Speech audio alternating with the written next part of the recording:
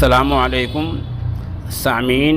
24 ज़िलक़ाइदा है, 25 जून है। Social India news में आपका खैर मक़दम है।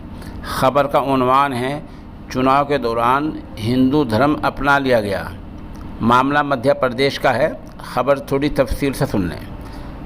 मध्य प्रदेश के सागर इलाके में नगर पालिका की वोटिंग से 12 दिन पहले बीजेपी उम्मीदवार ने ईसाई धर्म छोड़कर हिंदू धर्म अपना लिया है।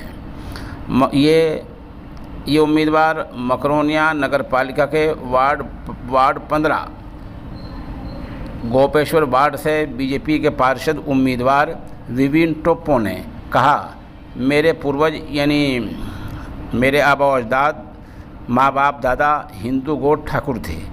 मुझे हिंदू धर्म बहुत अच्छा लगता है, इसलिए धर्म बदल रहा हूँ। हल्फिया बयान में लिखा, कुछ ही दिन में धर्म परिवर्तन की दरख्वास्त कलेक्टर को देकर कानूनी कार्रवाई पूरी कर लूँगा।